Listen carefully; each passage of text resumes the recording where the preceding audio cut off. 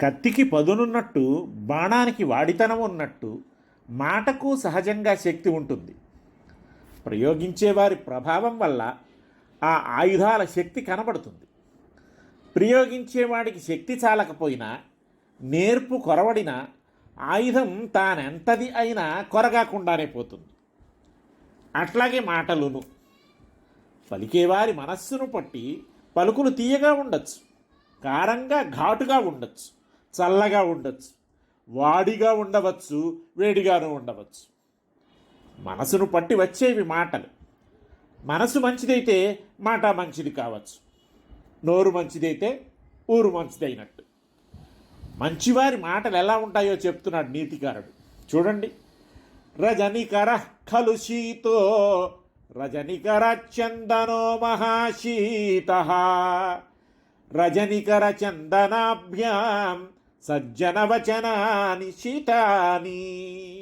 చందమామ చల్లన, చందమామ కంటే కడు చల్లన చందనం.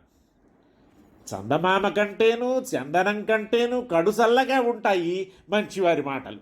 చందమామలో కానీ చందనంలో కానీ ఉండే చల్లదనం బాహిరమే కాదు, ఆంతరమును.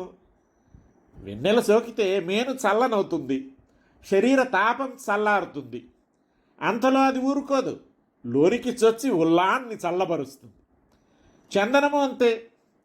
సానపై ఎరగదీసిన చందన గంధాన్ని మేన పూసుకుంటాం, ఒళ్ళు చల్లబడుతుంది. మేన కలిగిన చల్లదనం మెల్లగా లోపలికి పాకుతుంది, మనసు చల్లనవుతుంది.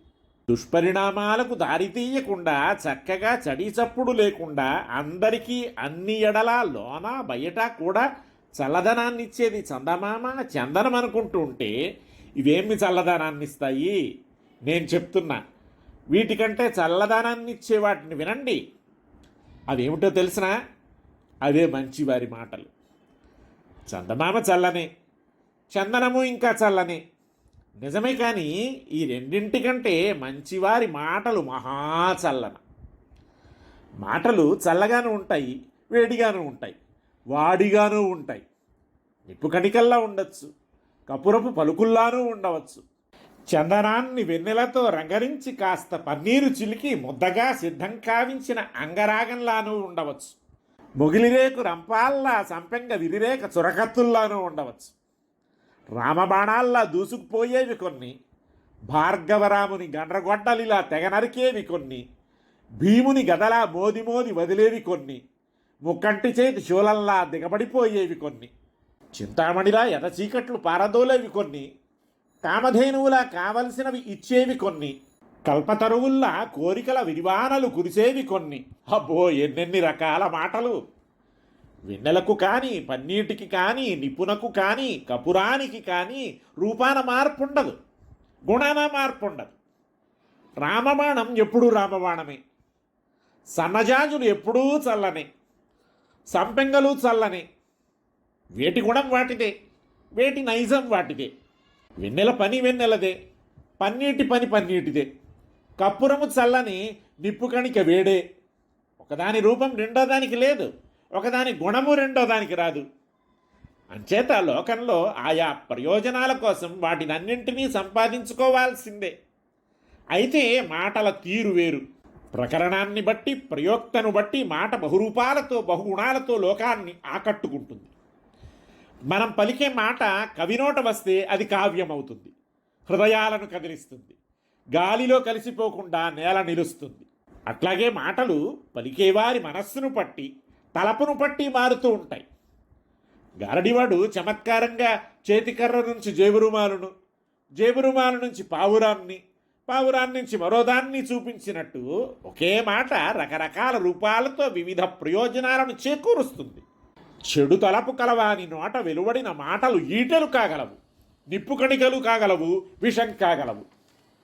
ఆ మాటలే మంచి మనసు కలవాని నోట వస్తే పన్నీరులా, సన్నజాజుల్లా, సంపెంగల్లా, చందనంలా, చందమామలా చల్లగా ఉండవచ్చు. ఇక్కడ చల్లదనం అంటే వట్టి చల్లదనమే కాదు, ఆహ్లాదకత్వం కూడాను. మనము మంచిదైతే చాలు, వాని తలుపులన్నీ సౌహార్దం గువాళిస్తూ ఉంటాయి, సౌజన్యాన్ని చిలకరిస్తూ ఉంటాయి, విశ్వహితాన్ని వెదజల్లుతూ ఉంటాయి.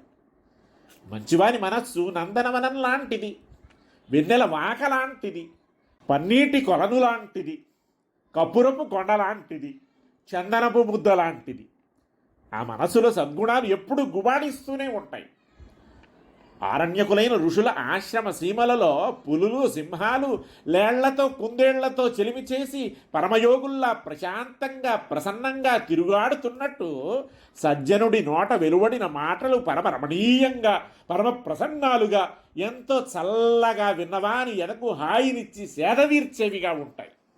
ఎట్లాంటి మాటలైనా సజ్జనుడి మనసున ప్రవేశించగానే వెన్నెలతో పాళం వేసిన పన్నీట జలకమాడి, పునుగు జవ్వాదులు కలిపిన చందనాన్ని మేన పూసుకొని, సిగ సంపెంగలు సన్నజాజులు తురుముకొని, సౌజన్యపు బట్టలు కట్టుకొని, సోమనస్యపు తొడవులు అలంకరించుకొని, కాస్త సౌహార్ద సుధను గ్రోలి తమలోని మంచితనాన్ని లోకం నలుమూలలా వెదజల్లాలని, తమలోని చల్లదనపు నీడలో లోకం సేదదీరాలని ఆ పని చెయ్యక తాము అణగిలో నుండనేరక వెలిగి వస్తాయి. అలాంటి సజ్జన వచనాలు చందమామ కంటే చందనం కంటే హాయినివ్వవు మరి.